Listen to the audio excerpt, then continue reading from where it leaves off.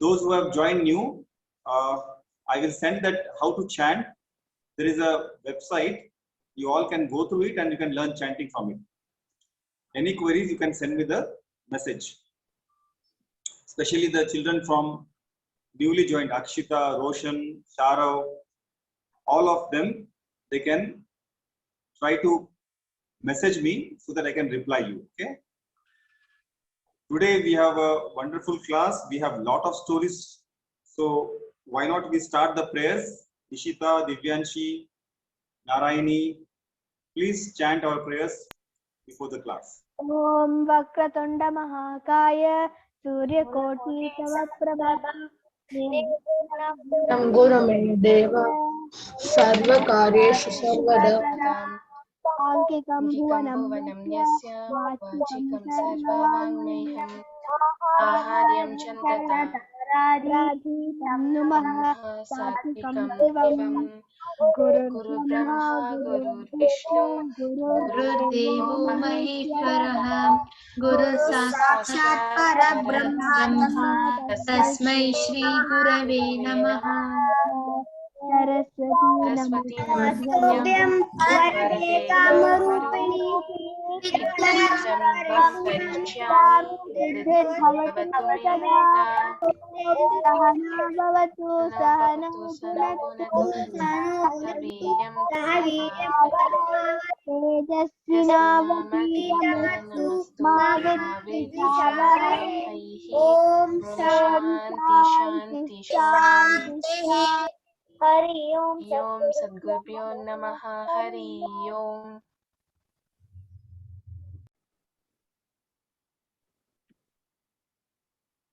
So I'll begin our class. It's 8:15 exactly. Gurur Brahma, Gurur Vishnu, Gurur Devo Maheshwara, Guru Sakshat Parabrahma, Tasmai Shri Guruve Namaha.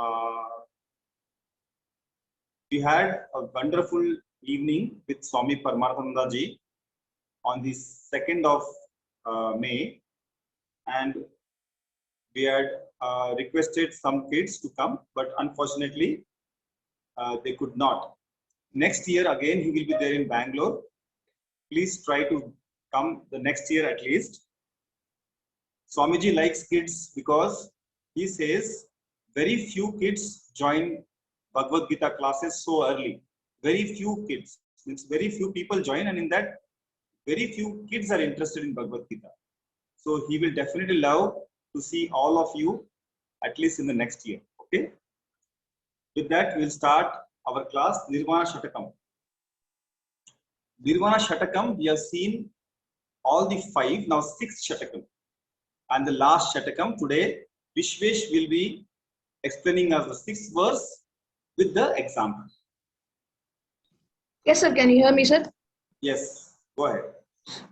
Aham nirvikalpo nirakara rupo vibhutvacha sarvatra sarvendriyanam nachasangatam naiva muktir nameyah chidananda rupa shivoham shivoham. The meaning is, I am changeless and formless. I rule over and permeate all senses. I am neither attachment and detachment nor liberation, and the embodiment of eternal bliss. I am Shiva, I am Shiva. Good. Thank you, Vishwesh.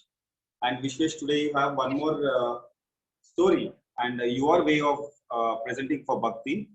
But before that, I would like Bhavna to chant the 10 verses from 13th chapter. Over to you, Bhavna.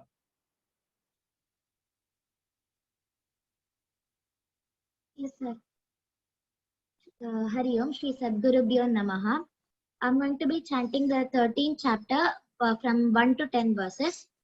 Atha Trayodashodhyayah Shri Bhagavanuvacha Idam Shariram Kaunteya Kshetramityabhidhiyate Etadyo Vetti Tam Prahuhu Kshetrajna iti Tadvidaha Kshetrajnam chapi mam viddhi सर्वक्षेत्रेषु Bharat क्षेत्रज्ञयो ज्ञानं यत्तज्ज्ञानं मतं मम क्षेत्रत्रं यच्च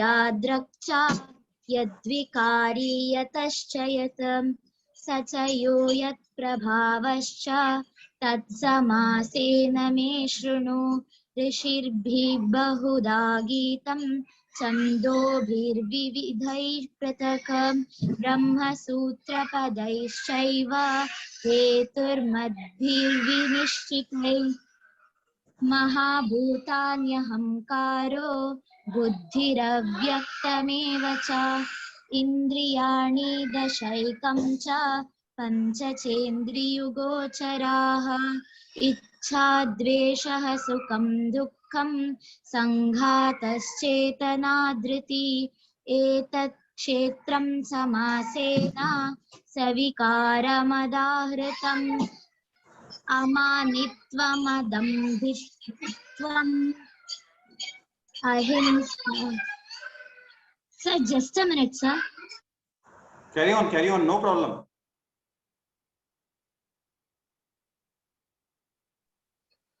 Sorry, sir. Aman. अमानित्वं दम्भित्वं हिंसा शान्तिरार्जवम्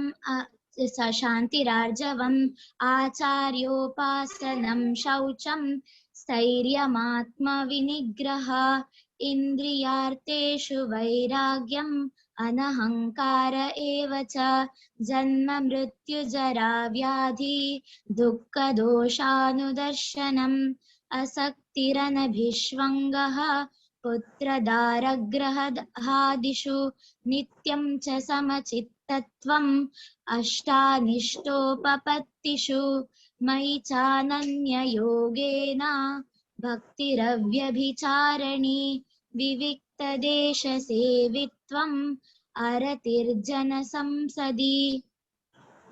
Hariom Shri Sadgurubhyo Namah. Thank you, sir, for this opportunity. Thank you, Bhavna. Excellent. Actually, there was a mismatch in the verses because there is one verse which is added by Madhusudana Saraswati. This is the verse Arjuna Uvacha. He asked the question, as you know, children in Bhagavad Gita, Arjuna is a student. He asks so many questions to Krishna. So similarly, there is a question put here by Madhusudana Saraswati, not by Adi Shankaracharya. That's why that one verse we have overlapping here. But very good chanting, excellent voice, excellent melodious voice. Thank you once again. We start one beautiful story. Again, this story is by Vishvesh and it will tell us what is bhakti. See, children, bhakti can be defined in so many ways. Bhakti is devotion. Don't you see the devotion of a mother towards the child? And in turn, the child also devoted to the mother. Similarly, this is one story where the Guru and Shishya story will be told by Vishvesh. Over to Vishvesh. Yes, sir. Can you hear me, sir? Yeah. Namaste, everyone. Today I am going to talk about Padmapada. He was an ardent devotee of Adi Shankaracharya. Bhakti can be of many types. This short story shows us Guru Bhakti. Guru Bhakti means Bhakti towards our teachers. Padmapada was one of the most famous devotees of Adi Shankaracharya. He had written a famous commentary on the Brahma Sutra Bhashya of Adi Shankara. Before becoming an ascetic, Padmapada was a successful businessman. His name before becoming a sannyasi was Vishnu Sarma. Adi Shankaracharya had given him the name Sanandanan after he became a monk. There is an interesting story which narrates how Sanandanan got the name Padmapada. A few disciples thought that Adi Shankaracharya showed undue favoritism to Sanandanan. Adi Shankara was aware that some of his disciples were jealous of Sanandanan. Adi Shankaracharya once decided to show his disciples the depth of Guru Bhakti and love that Sanandanan had. He invited his disciples to the bank of Ganga to learn Vedanta. During this time, Sanandanan was washing clothes on the other bank of Ganga. Adi Shankaracharya called him loudly and asked him to join in the Vedanta teaching. Sanandanan immediately started walking on Ganga. His mind was fully dedicated to the call of his guru and he did not think twice. It is said that a lotus flower appeared under each step to hold Sanandanan on the water. Seeing this miracle, the jealousy of the other disciples melted away. From that day, he was known as Padmapada. Padma means lotus, Padam means feet. Thank you. Excellent story. The stories brings out the bhakti part of the teaching. Here, Guru's and Shishya's relation and how Padmapada, his name was Sanananda. What was his name actually? Vishnu Sharma sir. Vishnu Sharma. His name was what? Vishnu Sharma sir, original name. Yeah, but he was given the name Sanandanan, right? Yes sir. He was given a name Sanandanan and he got the name Padmapada. Yeah, after sannyasa, the name was changed and he was so devoted that without a single thought, he just walked on the water and automatically the lotus flowers, they kept him floating on the water and that's how he crossed the river. Sir, I have a question. Sir, after he became a sannyasi, was he called Padmapada? Or He was called Sanandana. after he walked on the lotus, he was called Padmapada, because Padma means lotus, Padam means feet. Pada means your feet is called Padmapada because he walked on the lotus. Okay. Today we will take, madam, is it okay to take one more story first? Yeah, sure. Go Because ahead. if they're waiting for a few Yeah. stories. Yes, go I ahead, just sir. finished one beautiful story of the hunter and Lord Shiva. This is an excellent story by Divyanshi. Yeah. Over to you, Divyanshi. Go slow while you're telling the story. There are small kids, 5-6 years old. Sir, can you hear me? Little louder, Divyanshi. Sir, can you hear me? Yes. Now we can hear you. Yes, sir. Namaste, everyone. Today I'm going to present the story about an innocent hunter and Shiva. Kashyapa was an orphan boy who had been brought up by a gang of hunters in the forest. He had no formal education. The only thing he knew was how to survive hunting and eating his skill and sustaining himself on fruits from the forest and water from the river. One day he lost his way and chanced upon a stone structure on a riverbed. People were walking in and out of structure. People were walking in and out of it, carrying flowers, fruits, and coconuts. The structure was a temple, but Kashyapa had never seen one before, so was curious to know more about it. Till almost everyone had left for the day. Finally, he saw a young boy coming out of the stone building and decided to speak to him. Kashyapa asked him many questions in his crude language. What is this building called? Why are people bringing things with them and leaving them inside? The boy was surprised at his ignorance and baffled by his questions, but still tried his best to answer them. This is the temple of Lord Shiva. People come here to offer fruits and flowers to him.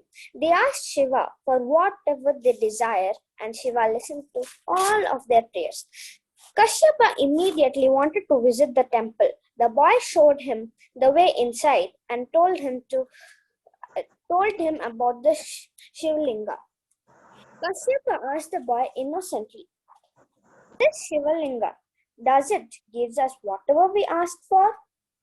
"Yes, that's what we believe," he said. "It's getting dark now. I must get home." And he went leaving away Kashyapa alone. Hesitantly, Kashyapa entered the temple. He sat down in a corner and wondered how a stone would give anyone whatever they wished for. So he decided to test it. Oh Shiva, please let me hunt enough prey so that I do not remain hungry.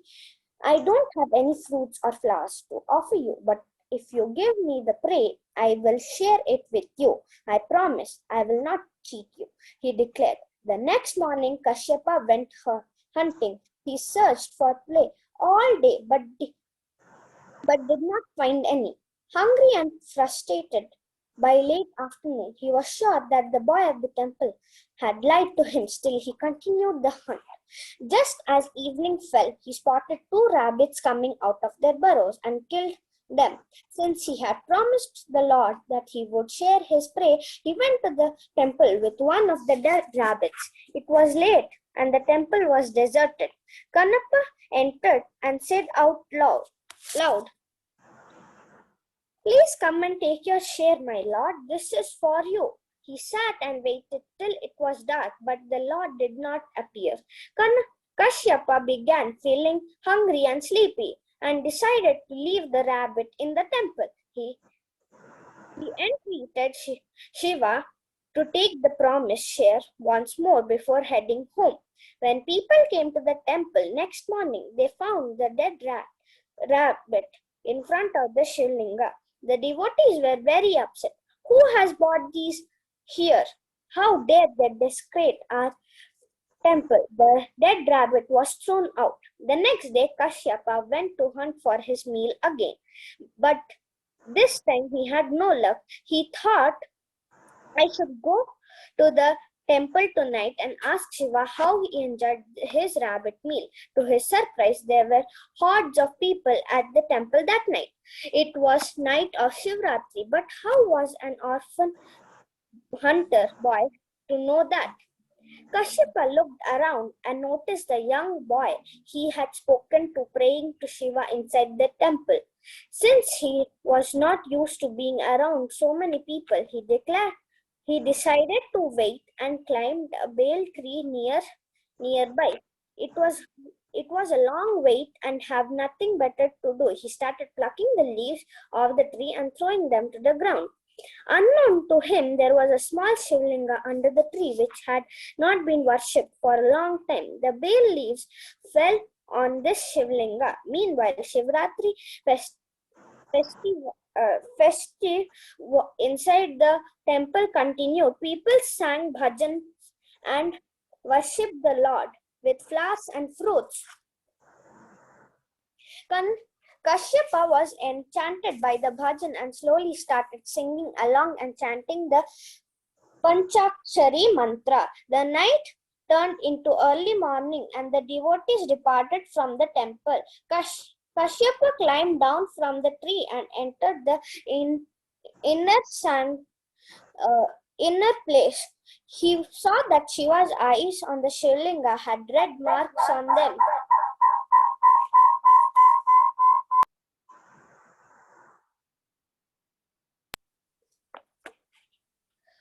They were probably just from the kumkum or the small red flowers that people had offered, but Kashyapa was sure that Shiva was having trouble with his eyes. He felt sad for what he perceived as Shiva's sorry state and wanted to help him. Poor Shiva, he thought, he lives here all alone and has no one to take care of him when he is sick. He doesn't even get a meal until the devotees visit him. Kashyapa had seen the devotees pouring water on the Shivlinga that night before.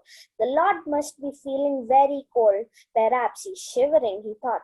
After all, he is only covered with leaves. So he asked Shiva, "What can I get you, my Lord? Maybe some food or medicine? How can I serve you?" Shiva did not answer him. Oh no, thought Kashyapa. The Lord indeed must be very, very ill, for he is unable to reply. Immediately he went to the forest, fetched some medicinal herbs and applied their paste on the red marks. But nothing happened. Oh no, I think he has gone blind. I must give the Lord one of my eye to help him get better. That will surely make him happy, exclaimed Kashyapa, his heart pure and true. He picked the trident and pointed towards his right eye, balancing on one leg on the Shailinga and the other on the ground. The boy was illiterate and had no knowledge of mantras of the proper ways of worship, but his devotion knew no bounds. Just as he was about to poke his own eyes, Shiva appeared with his consort Parvati. Unknowingly, Kashyapa has fasted on Shivratri, worshipped the Lord with bay leaves, and proved that his heart was untamed. And so Shiva was pleased. You have won me over your innocence, said the Lord, smiling. People promise me the things all the time, but they forget to keep their word the moment they get what they want. You, on the other hand, treated me like a fellow human being, and that is very rare indeed. From now on, you will be considered my greatest devotee, and your name will be forever associated with mine. May you live for many, many years. This moral of the story is we should always keep bhakti towards God, because if we keep bhakti towards God, we can every time achieve what we want. Thank you, Sachin sir, to give me this opportunity to present this beautiful story. Thank you, hariom. Excellent story, Divyanshi, with the excellent moral. Children, out of all the lords, which lord is very easy to be pleased? Shiva. Yes, correct. The Lord Correct. Shiva. And out of all the families, Answer. Ganesha.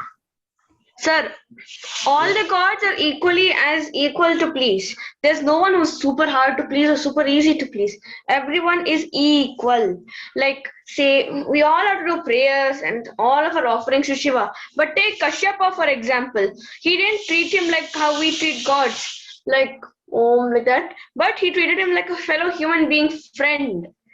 He didn't mistreat him. He did not mislead him. He didn't do any of that. He just, out of his full love for his newfound friend Shiva, he just kept on offering him, like out of full love. Even giving his own share of food to Shiva was indirectly an offering to Shiva, treating him as a friend. Whereas everyone prays and gives them flowers, they also should the second moral of the story that was actually forgotten was never just think about yourself. Think about helping others. Think about being selfless. The real moral of the story. excellent. Very good. Devotion. Roshan, excellent summarization of the story. That's what. Think about others too. And this is the moral, and we will follow that moral also. Okay? So we will go back to the class. As we have finished 2 stories, we have completed. We'll go to Rama Madam. I hope children, you are understanding how to chant shlokas, because Rama Madam is taking a lot of efforts to teach you. So we also should put our efforts, understand and chant accordingly. Okay. This was the story. Madam, over to you. Yeah. Hariom. Shri Gurubhyo Namaha. Good evening to you all, children. So in the last session and the previous one, we learned about the Varnamala of Sanskrit language, that is alphabets consisting of, what are the 2 types of alphabets? Main types. Can anyone tell me? Swaragalu and Vyanjanagalu. Very nice. Vowels and consonants, swaraha and then vyanjanani. Okay. Swaras also we discussed about 2 types. Rasva swaraha, short vowels, long vowels, dirgha swaraha. And then about this consonant, we had Vargiya Vyanjana, and the other one is Avargiya Yes, very good, children. You all remember this very well. Good. Avargiya Vyanjana. Vargiya Vyanjana has how many letters? Vargiya Vyanjana. Ma'am, 25. Correct. 5 vargas and 5 letters in each varga, that is 25 letters. And then avargiya vyanjana is 8 numbers, 8 in number. Ya, ra, la, va, sha, sha, sa, ha. That is the avargiya vyanjana. Ka, cha, ta, ta, pa is the vargiya vyanjana. In the vargiya vyanjana, first column and the third column letters are called non-aspirated or alpa prana. Second and fourth are called mahaprana or aspirated. What is the difference between aspirated and non-aspirated? Aspirated should be said longer and non-aspirated should be said shorter. No, it is something related to the breath. While pronouncing the while pronouncing the aspirated, we should exhale and Yes, for correct. Yes. And then in the swaras, you have got 2 more. They are called anuswara and visarga. Anuswara is visarga is aha. Now, yes. Actually, last class I had asked a doubt about the visarga, whether the meaning changed. Did you receive that, madam? Yes. Maybe today I will explain it to you, or maybe Dr. Sachin will explain it to you. Okay? Yeah. Rama ma'am? Yes, ma. Ma'am, I was like absent last class because of a dance program by my teacher, so I don't know what happened in the last class. Okay. Yeah, that is why I'm revising the whole thing. Okay. And last class we learned Hraswa Swaras. What is the difference between if you elongate a short vowel and make it a long vowel, like other boy asked the question, Ramaha, if somebody says instead of Ramaha, they pronounce it or write or read it as Ramaha. What is the difference? Ramaha means one Rama, a Rama, that is a boy called Rama. Ramaha means there are more than 2 boys. In Sanskrit language, you have dvivachana, dual number. In all other language, you have singular and plural. Whereas in Sanskrit, you have dual number also. So more than 2 Ramas, that is Ramaha, that is one meaning.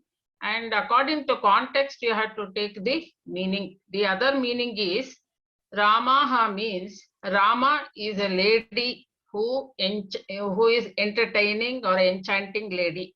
That means who is going to entertain you? Your mother, if she entertains you, like she cares for you, she cuddles you, all this. So that is she is Ramaha.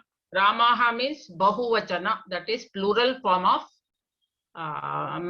feminine gender, Rama. That is the difference. I hope the question was asked by, who was the boy's name? Sharav, ma'am. Sharav. Okay. So did you understand? Yes, Ramaha is, that is, and another case is Ramaha is Ekavachana, masculine gender, singular. Whereas Ramaha, if you say instead Ramaha, that means it becomes plural.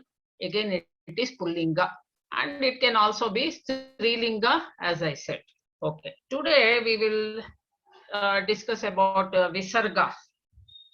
So, Visarga is aha. And last class we also discussed kaha, kihi, kuhu, how to pronounce Visarga in front of a swara. Visarga is always followed by a swara, vowel. So that means kaha, kaha, kihi, kihi, like that we learned how to pronounce. Now, in front, that is in front of the Visarga, if there are Vargiya Vyanjana or Avargiya Vyanjana, how we should pronounce. Now today let us learn that. That is Visarga followed by ka, kakara. That is, the change is hakara in place of Visarga. We should replace only Visarga, not anything before Visarga. or after Visarga, no change is taking place. I hope you are all clear. So in place of Visarga, you are going to pronounce half Hakara, like H, Ha. That means you are going to exhale, aspirated one. So that is Ramaha. Okay, I will show you in shlokas. The next one is in the previous slide itself. You see ka kha. If visarga is followed by ka kha is followed by a visarga. In front of visarga, if you have ka kha, then the change in the place of visarga is hakara. Then pa pha. In front of visarga, you have pa pha. Then you have af, something like yaf, sounding like yaf. And then you have ksha, kshakara. What type of consonant is kshakara? Sanyukt. Yes, very good. Very Sanyuk- good. Sanyukta. Akshara. Yes, Sanyukta Akshara. In English, they call it conjoined letter or conjunct letter. It is a combination of two, what? Sharav? It's a combination of two, let's say, vyanjanas. Means Yes, very good. Two vyanjanas, two consonants. There are no vowels in between. That is why it is called conjoined letter or conjunct letters. So in front, you have this shakara in front of visarga, then no change is taking place. That means hakara only we have to pronounce. Ramaha kshapate, kshiyate, something like that. Then this is about Vargiya Vyanjana. Now let us see about Avargiya Vyanjana. So if Visarga is followed by Sakara, Shakara and Shakara. Sakara is called Sakara, half letter. That is Halant Sakara is followed. Shakara is Shankara Shakara. That is also half letter. In place of Visarga. Shakara is Shanmukha Shakara. Even that you are going to get half letter. That is Kakha. You are going to replace only Visarga with Hakara, half Halant Hakara. Then Papa with Af, something like Af. And then Shakara is there, no change. Sakara, Shakara and Shakara is there. In place of Visarga, you are going to replace Sa, Sha, Sa. Sha, Sha, Sha. Sakara, Shakara, Shakara, half letter we have to replace in Visarga's place. Okay, now tell me, now going to the next slide, we will see there are some shlokas in this chapter 12. Okay, in the next slide, we will see in the beginning of the adhyaya itself, atha dvadashaha adhyayaha. It becomes dvadashodhyayaha. There's a spelling mistake here. After dvadasho, there should be a yes. What is that? Yes is called? What chinha it is? Yes.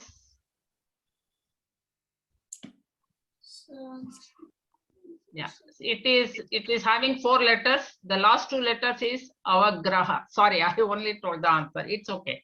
So dvadasho, yes, is called avagraha chinha. That means there is akara, short vowel akara is there in place of after shakara. Sho, dvadashodhyayaha. Okay, that is one change we see. And then in the beginning of the chapter, it says Arjunaha Uvacha. So that is why there is some prakriya there, sandhi happening, so that the visarga gets lopa. Lopa means it disappears. So we don't want that to go into such detail. We should pronounce it as Arjuna, give a pass and then say Uvacha. You cannot say Arjuna Uvacha. Okay? Children, you are able to understand what I mean? Yes. Yeah, Arjuna, give a pass and then say Uvacha. If you want a proper pronunciation, you have to follow this. Arjuna Uvacha. And then Evam Satata Yuktaye Bhaktastvam Paryupasate. That is always no problem. No change is taking place. And then Echa Pyaksharam Avyaktam Tesham Ke Yoga Vittamaha. That is the first one. Then for the question of Arjuna, Bhagavan, Sri Krishna answers. So they say Sri Bhagavan Uvacha. Either you can say Sri Bhagavan Uvacha or Sri Bhagavan Uvacha. NU you can join and say. Ma'am, So, I was about to ask the question. Can we say yes. Bhagavan, then Uvacha, but then you only told the answer. I didn't get you, ma. Please come again. Ma'am, I was about to ask you the question. After Okay. to say Sri Bhagavan Uvacha, can you say Sri Bhagavan, then Uvacha? But Yes. then you only told Yes. the answer. Oh yes, sure. You can either way you can pronounce. Then Rama, yes. ma'am, why do you say Arjuna Uvacha, and for Sri Bhagavan Uvacha, you say Sri Bhagavan Uvacha. Why do you break in Arjuna Uvacha? It's not breaking. You cannot join that. There is some prakriya happening. Some changes happened already. So you must pronounce as two words. Arjuna Uvacha. Like how you read Evam Satata Yuktaye. Evam, after the Evam, you are going to give a small gap, isn't it? Yes. Like that, Arjuna Uvacha, or next one is Sri Bhagavan Uvacha. Okay? Okay, thank you. Yeah. And then in the second stanza, second verse, there is not much. And as I told you, what chandas is this? What meter is Bhagavad Gita composed? Anushrup. Anushtup meter? Anushtup meter, very good. How many That is- syllables? How many syllables are there in each quarter? Syllables in each quarter. Yeah, or total you can say. 8 syllables? 8 in each. Yes, see, Evam, 2 letters, 2 syllables. Satata Yukta, 5. 2 plus 5 is 7 and A is 8. So after every 8th letter, you are going to give a pass. What is that pass called? Quite difficult. I don't know whether you are familiar with this word. Yeti or pass? Yati. Yeah, Oh. Yeti niyama or pass. You can just say pause or stop and then go ahead like that. I Okay. guess Ma'am, I remember, but then I don't remember where. Okay, no problem. So stop after the 8th letter and then continue. That one, I think it is easy, isn't it, to follow? Yes, ma'am. Okay, in the next slide. And also, ma'am, I got the answer Anushtup meter because Vishnu Sahasranama was also composed in the answer. Yes, Vishnu Sahasranama, Mahabharata, Ramayana, all the epics is in Anushtup Chandas. In the next slide, you are going to see another here. As I said, yes is called Avagraha Chinha. That means Akara is there. Only Akara you are going to add when you want to explain the meaning word by word. Kleshaha Adhikataraha. Okay. So here also you don't have a yes, that is yes. The letter yes.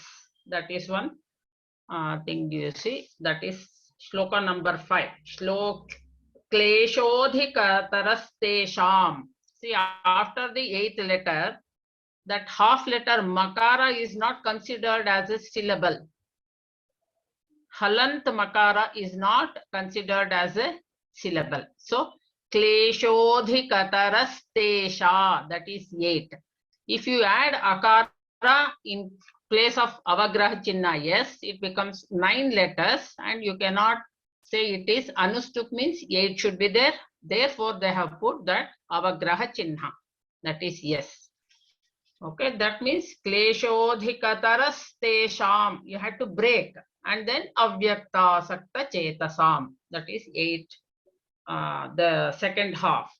And in the shloka number 9, Atha chittam samadhatum shaknoshi mayi sthiram abhyasa yogena tato mam ichhaptum dhananjaya. Here in the second line, the last quarter, mam ichhaptum. So we know something familiar word like mami or something like that. So what we do is mami and then chaptum. No, it is not the one. Mam ichhaptum. Otherwise, mam ichhaptum. So you should not break after mami. Okay? I hope it is clear. So, kleshodhikatarastesham. Can Nayana read the 5th stanza, 5th verse?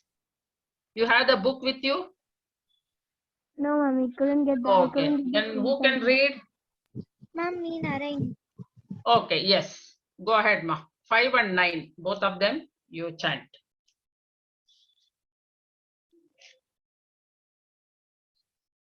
You can chant, Narayani.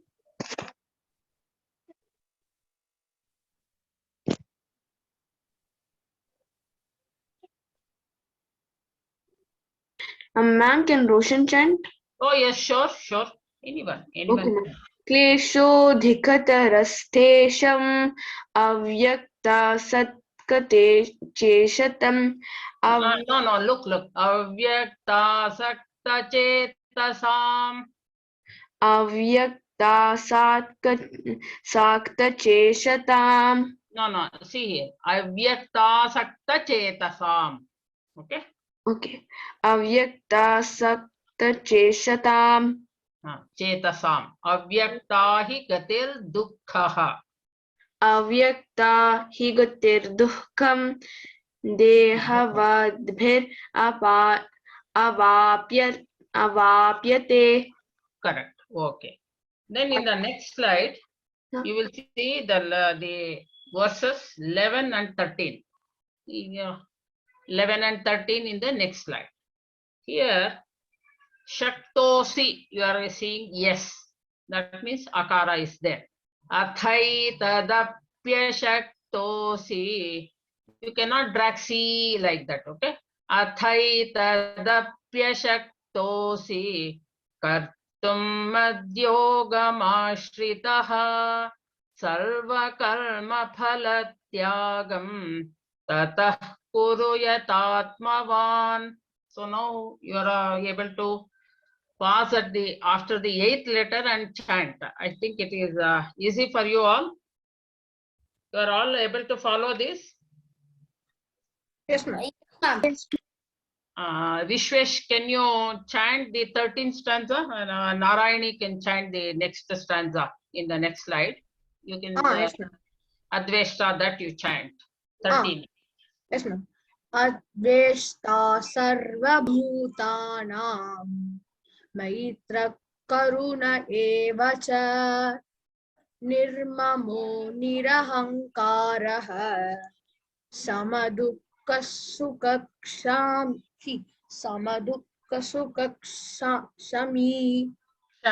Kshami. Okay. Shami. Here, see, you have to apply the Visarga rules. What I showed in the first slide, that is, if Visarga is followed by Ka, Kha, what is the chain that you are going to see? Or replace Visarga with Hakara. Yes, very good. Hakara. Right? Yes. So, Maitra. See, there it is aspirated. Maitra. Okay. Vishwesh, were you able to follow that? Yes, ma'am. Okay. And then in the second line and the second quarter or the 4th quarter of the verse, Sama Dukkha Sukha Kshami. Visarga is followed by Shakara. No change is happening. Vishwesh, can you chant that last portion for me? Sama Dukkha. No change. That means Visarga as it is, you have to pronounce. Yes, ma'am. Yeah. Samadukka sukakshami. No, sama dukkha sukha kshami, sukha kshami. Okay. Samadukka sukha shami. Sukha kshami. Sukha kshami. Okay. Okay. So, and then in the stanza 11, are you seeing any visarga? Somebody else can tell me in the stanza 11. Anvita or Nayana, they can make out what is the visarga, what is the letter that is appearing in front of visarga. Visarga in the fourth quarter of 11th verse. Tatah, ma'am, tatah. Ma'am, tatah, Yeah. before in the fourth one. Okay. Now, then how? What is the change happening in place of visarga? What should you replace? Yes. See, like how we tried Maitra Karuna. In visarga is followed by kakara. Then in place of visarga, you should say halant hakara. That is half h. Tatah kuru. Okay. I hope children are able to follow. Yes. Okay. Yes, ma'am. Okay. Tatah kuru. That means you have to pronounce it as aspirated one. Okay. Now, in this, yes. Ma'am, may I try? Which one? No, okay. One more point I want to tell about in the 13th stanza. Nirmamo nirahankaraha. There you cannot just drop visarga. It should be pronounced because it is after the 8th letter. You are going to give a pass. Whenever pass before the, if visarga is there before the pass, then you don't have to, you have to chant the, or you have to pronounce the visarga. That is nirmamo nirahankaraha. Okay. Okay. Somebody said they wanted to try. Which one they want? You want to try? 13th stanza. Yes, ma'am. Sorry. Okay. Tell me. Chant.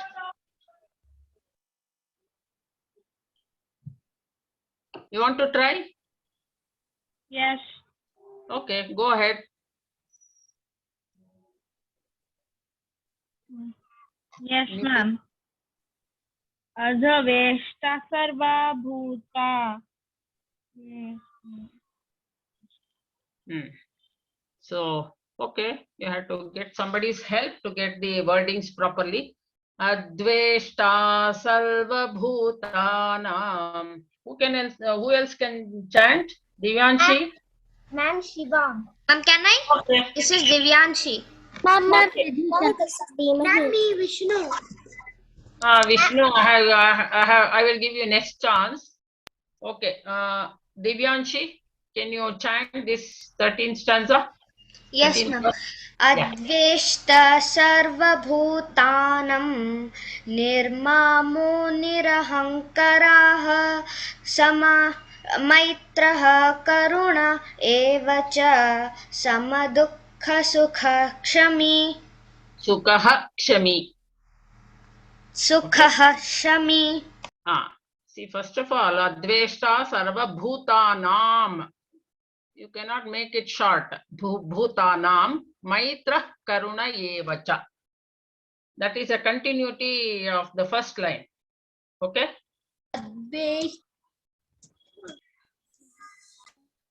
Ma'am, Okay. try. Who is that? This is Vidhi. Vidhi. Okay. Try, ma.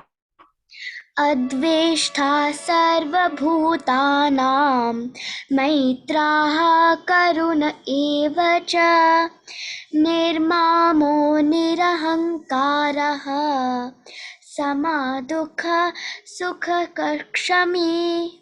Sukaha Kshami. Sukha kshami. Correct. Yes, that is how it should be chanted, but there were more mistakes on that. So next time I will teach you how to follow transliterated these Sanskrit verses. Okay. So now in the today's thing, Vaktratunda Mahakaya Surya Koti Samaprabha. No, that is the wrong one. Surya Koti. Koti is, it is a series. That is Surya Koti. Millions of suns together rising. That is the Prakasha or the effulgence you see when you pray this god called Vinayaka Vakratunda. Ma'am, Okay? can I chant the verse? No, next time we will take up the remaining verses next time. Okay? Okay. And now today in the Nirvana Shatkam, when Vishwesh chanted Chidananda Rupaha Shivoham. What is the change you are going to see? Chidananda?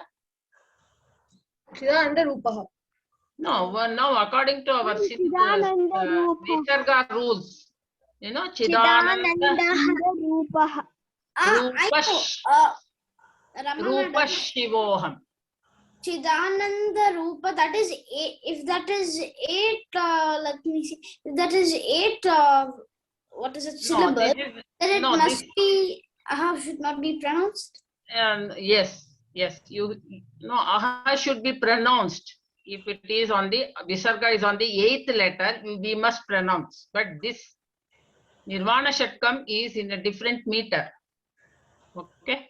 So now, Vishwesh. No, I'll tell you in the next class because I want more children to narrate stories. Now, Vishwesh, can you chant the last line, Chidananda Rupaha Shivoham? In front of Visarga, there you are having Shakara. What is the change in the place of Visarga? Anybody can answer. Narayani or Bhavana, somebody. Anybody can answer. What did you ask? Ma'am, can I answer? Rupaha is there, Visarga. Ma'am, can I? Yes. Atit, yes. Ma'am, Chidananda Rupa Shivoham Shivoham. Very good. Excellent. Excellent. Beautiful. So, yes. Chidananda Rupa Shivoham Shivoham. Very good. I hope, Vishwesh, were you able to understand what is that we discussed just now? Yes, ma'am. Okay.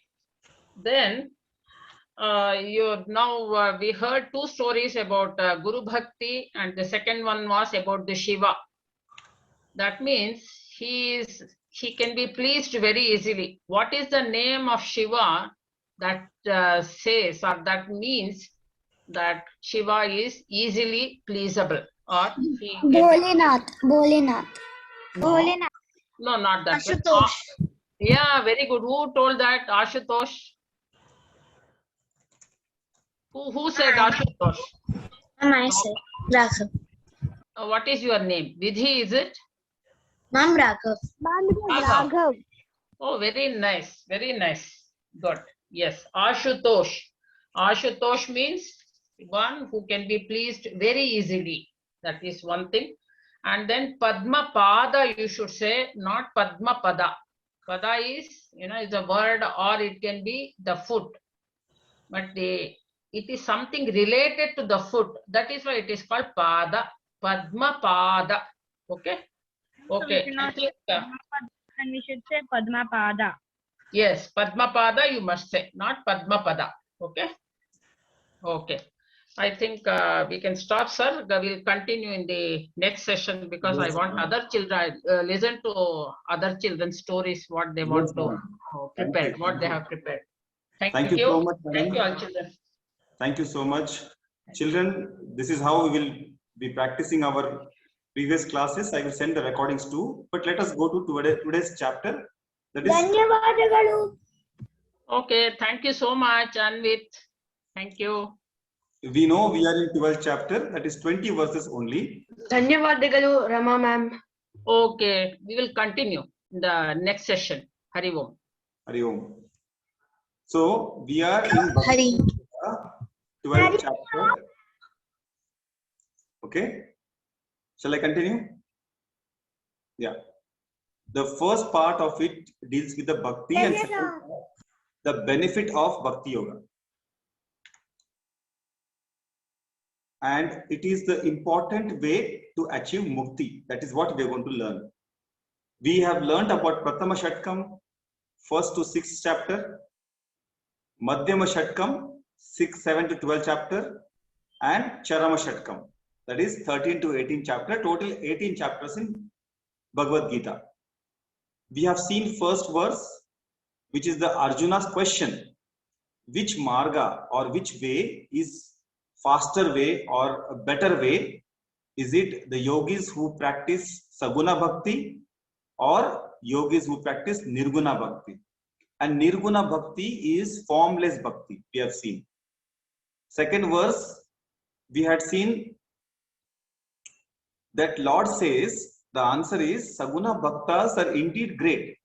But in future verses, he will say how Nirguna Bhaktas actually achieve him or get the mukti. He clarifies in the further verses. And he also explains what is Nirguna Bhakti. It is, Nirguna means something which cannot be seen, which cannot be felt, which cannot be touched. That is something similar to the space, which you are sitting in an empty space. The space is within the house, outside the house, in the building, outside the building. Entire universe is a space. We cannot see it, we cannot touch it, but we know we are sitting in a space. Sir, even air, no, sir? Yeah, but air, at least we can feel the air, hot air, cool breeze, but space we cannot touch, feel, or anything.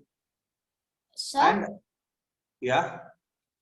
Like space, as in spaces in the building, spaces everywhere. We don't know, space might be outside the universe also. Correct.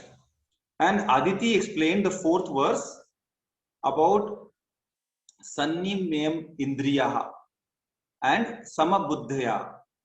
So these people. What are these? What is that?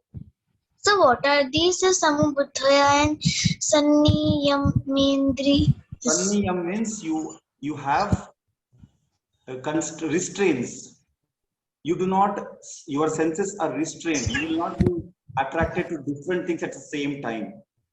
And Samabuddhaya, you want to try to help others.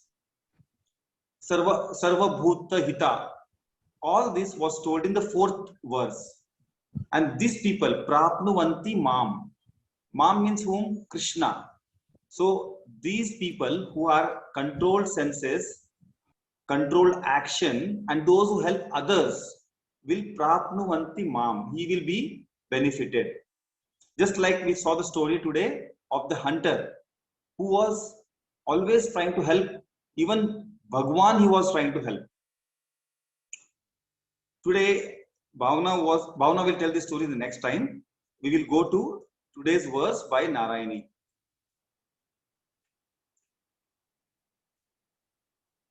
Sir, can you hear me? Yeah, I can hear you. Go ahead, Narayani. Yes, hariom. Today I'm going to say the 12.5 verse. Klesho adhikatarastesham. Klesho adhikarastesham.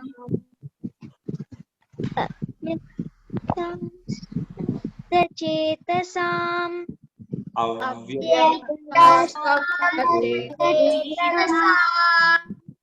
Avyaktahigatar.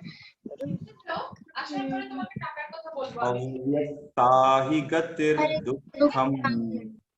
Avyaktahigatir dukkham.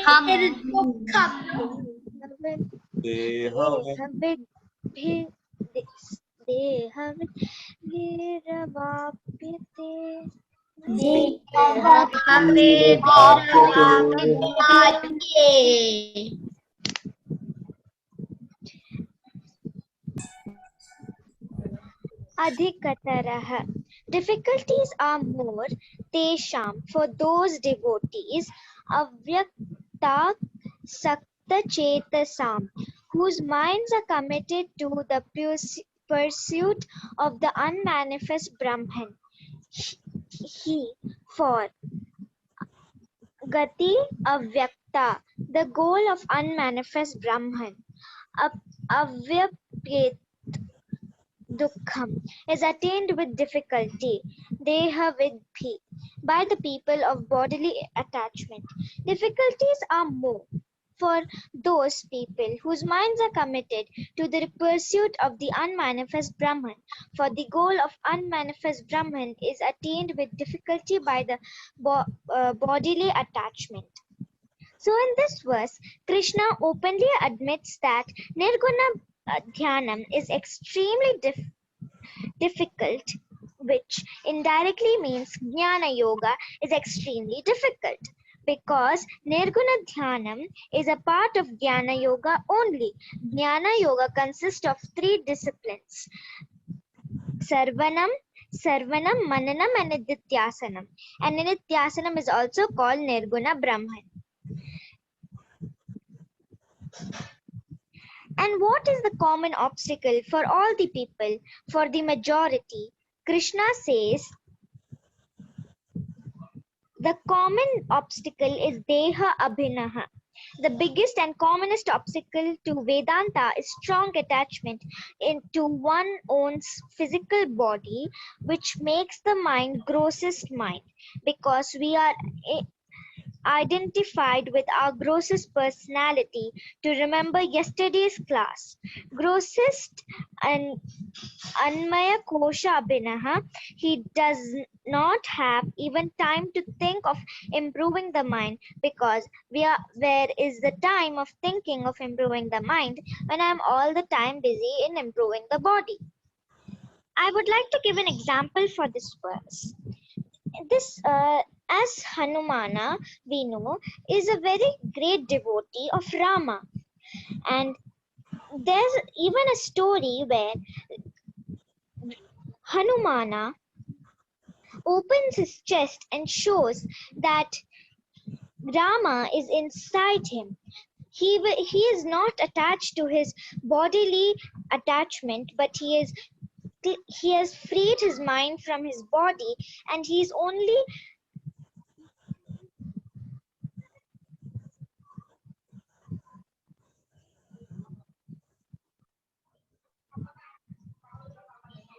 Yeah, go ahead. You are mute. sorry, where did I get muted? He was not attached to his body, but he was free in his mind. Hanumana, he was telling.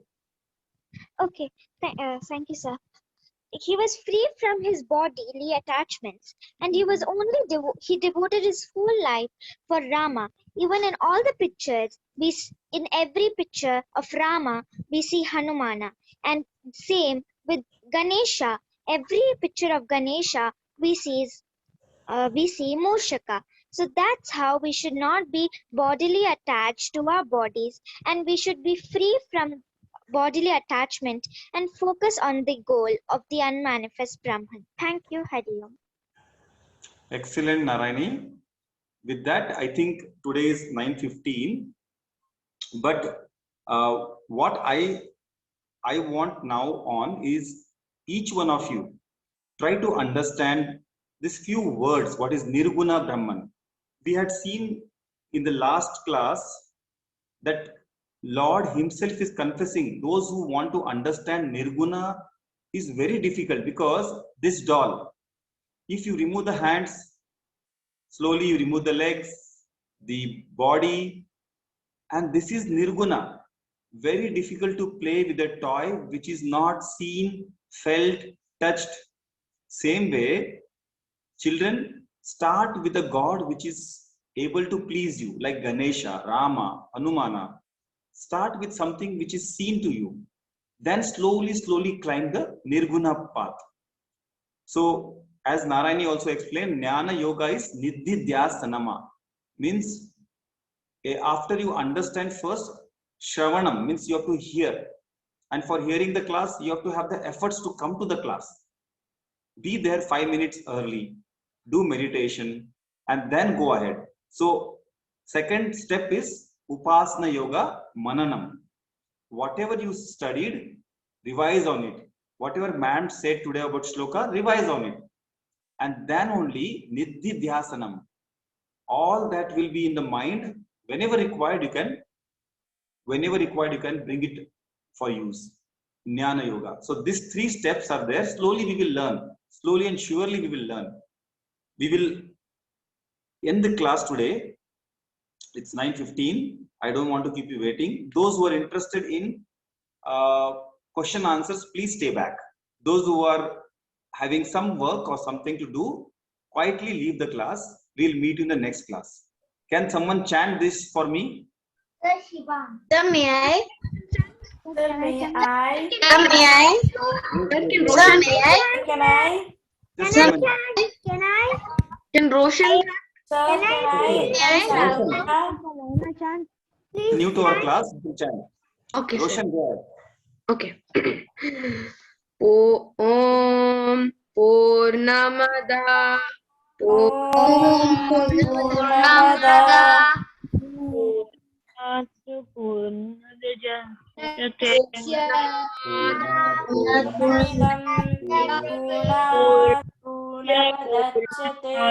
Purnasya Purnamadaya Purnamevavashishyate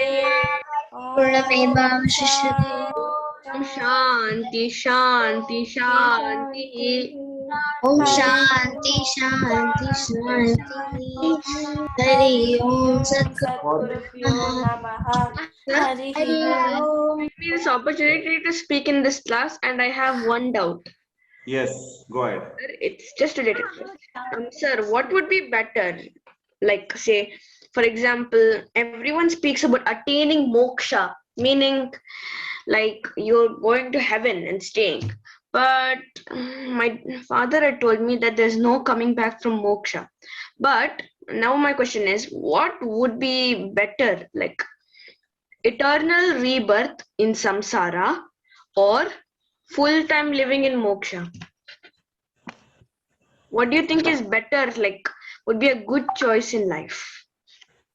Obviously, moksha is the good choice. There is no other choice other than moksha. Sir, actually related to that, sir. Can you be on the video? Let me see, because whom I'm speaking.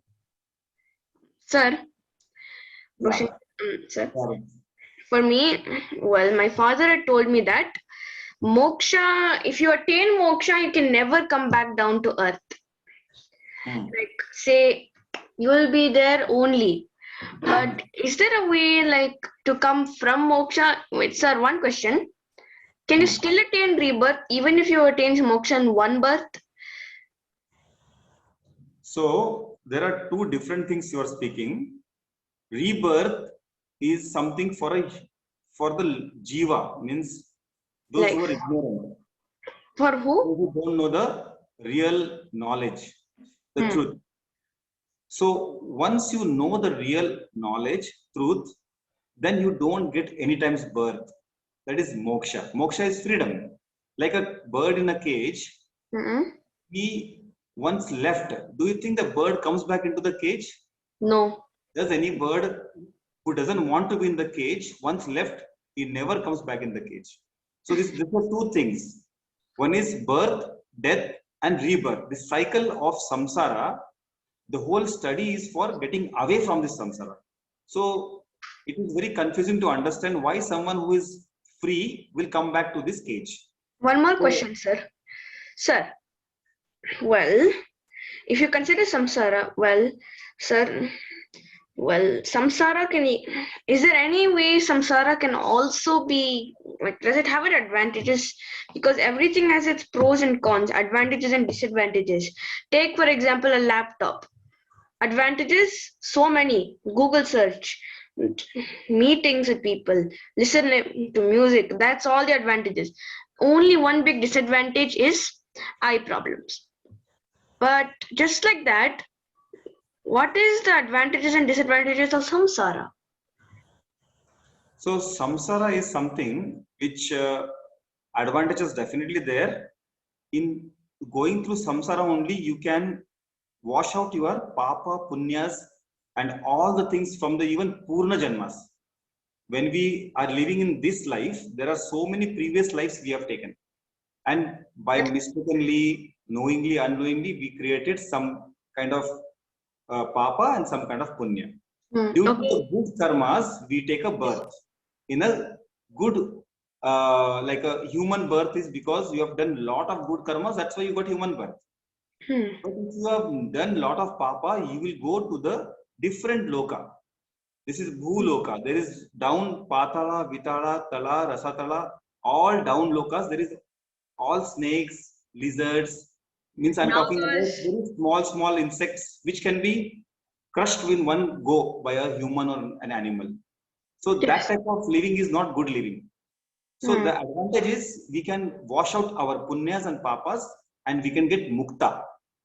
That is the advantage. Disadvantage is we also incur a lot of sins, papam, because we don't learn the scriptures. Scriptures are a guiding line. As you have a GPS in the car, which will tell you to go from A point to B point. Similarly, yes, specified route. Yes. Scriptures are our guiding force to how to lead the life, not just live the life. Because even a creature is living the life. Even an earthworm, he eats, and in the same place he will do his nitya karma. But we as a human, we have the portion to excrete down, portion to digest in the middle, and portion to understand the brain on the topmost part of our body. That's why we are standing erect, and you should use the brain before the digestive organs and digestive organs before your excretory organs. That's why we are erect and humans. So advantage is in the human birth, in this life, you can achieve what no other births can give you. Disadvantage is because if you're ignorant, you are in this Maya world. Our senses are always going outside. Lot of things you will be ignorantly doing if you don't follow the scriptures, and you will get another rebirth. You will not get mukti. Yes, sir. Also, one more question, sir.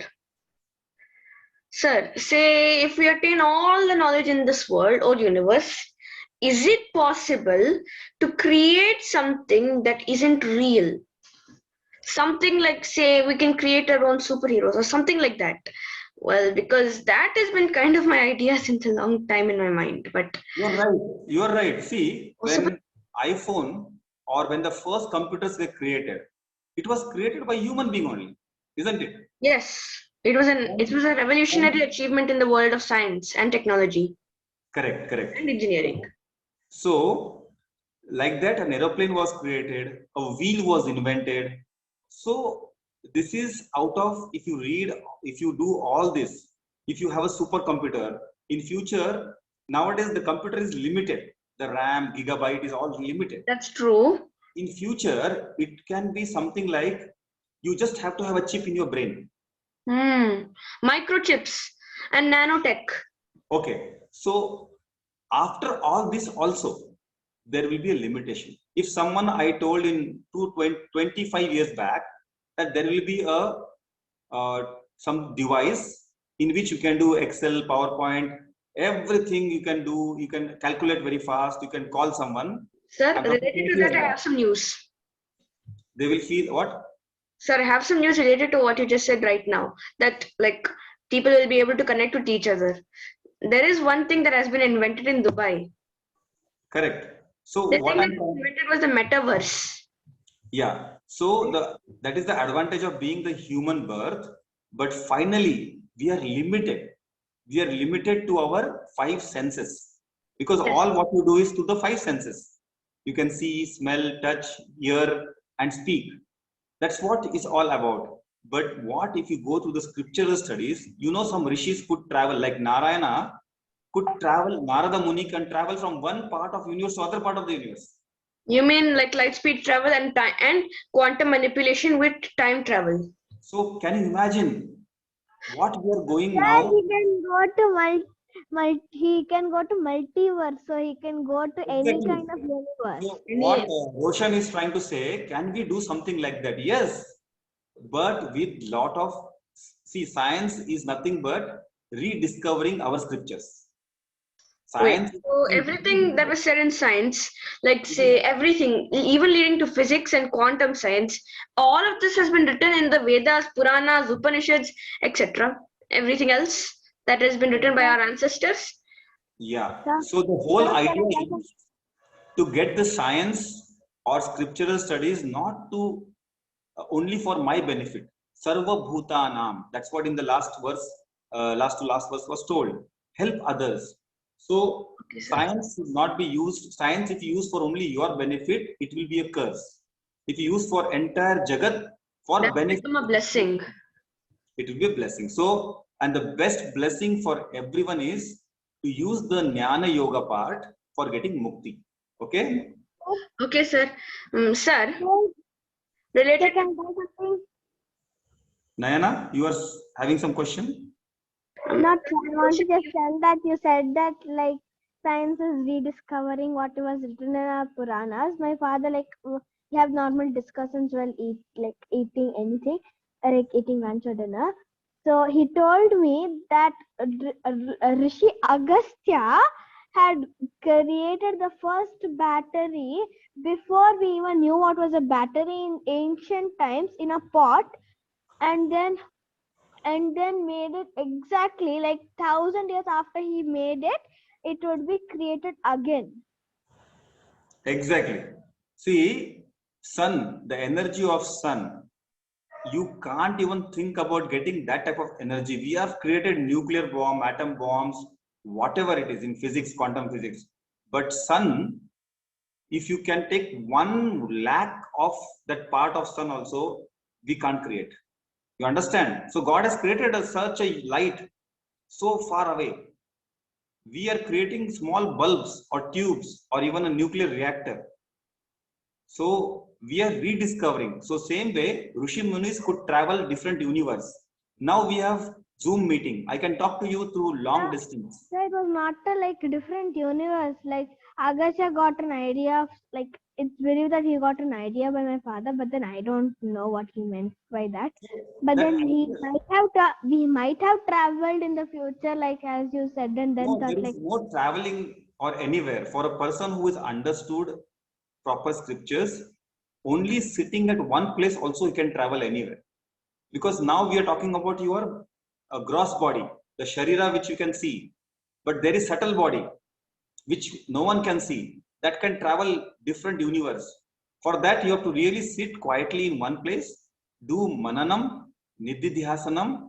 What we are doing now is shravanam only. We can only listen to each other. But the next part, next level is mananam and nididhyasanam. Only then you can do whatever you want. So the entire potential is inside within us. Because where is God? God is within us. Only thing is, because of our ego, the deha abhimana, we will always try to, ego means what? Edging God out. So when you do God is out, then nothing will come. You cannot go anywhere faster or you cannot discover anything. Okay, Roshan? Okay, Nayana? Thank you, sir. Bye. Bye. So any questions more? Vishnu, you have raised your hand? Sir, drawing. Yeah, okay. Bye, sir, as I'm leaving now because I don't have time because tomorrow is my school, sir. Okay, Raghav, no problem. Those who Bye, want to sir. leave quietly, Hariom. they can leave quietly. No need of saying bye to me. Hariom, bye. Anvit, we will give you Sharau, Anvit, Roshan, those who are new. I will send a book to you of Swamiji. Please listen to it. We will start now for you one verse of Gita Dhyanam. Okay? Gita Dhyanam. Okay, sir. So you can present one verse after one class. Okay? I am sending it today. Who will present what verses? Okay? Shall we start with Anvit? Okay, sir. Anvit is what age? 6. 6. Sharav is? 7, sir. About to turn 8 this year. Roshan was what he left actually. What is his age? Somewhere around 11. 11. Okay. Around 11, 14 or 13.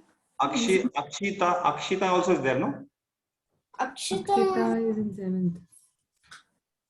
No, Akshita is actually smaller than both of us, I think so. No. She's in grade 5. Grade 4 or 5. Maybe 10 years, sir. 9 or 10 years. Okay. So are you enjoying Sharav, Anvit? I hope you are enjoying the stories. I'm enjoying the stories. Yes, sir. Okay. So I will give you stories also, but we will start with Gita Dhyanam. I will send you the audio. I will send you the book. Only one verse per person, so that we finish in the next class one by one. Okay. Okay. I think Anvit, Roshan, Sharav, Akshita, and who else I'm missing? From your group? Only 4 of us. 4. Okay, good, good. Dimai, nice to see you, Dimai. What story you would like to take? Any, sir. Any story. So, any story in Bhakti which we have not completed? I wish to take Ganesha. Ganesha, okay. But we will first start with you guys. Dhyana Shloka, very important. It is a prayer verses for learning Bhagavad Gita. Just like you pray Ganesha with the prayer, we pray Gita. Gita is like a mother for us. We pray with the shloka. Now, I think we have time for... Gita is Ganesha's mother. Okay. Gita is not Ganesha's mother. Gauri. Sir, it is very true he's saying. He's very true, sir. What is that? Anvit is very true actually. What is that he said? Gita is Ganesha's mother. No, Parvati. Parvati is Ganesha's mother who took the avatar of Mata Gita also. It's a Avtara.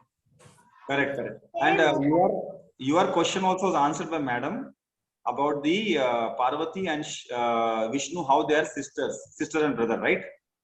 Yes, sir. That answer I is got completely confused. No, it is not to be confused. See, everything is part of Narayana. Everything in this universe or beyond universe is part of Narayana. Okay, And sir. you know this Yoga Maya, she was born, okay? And Krishna was also avatar of Narayana. Yes. Yoga Maya was sister.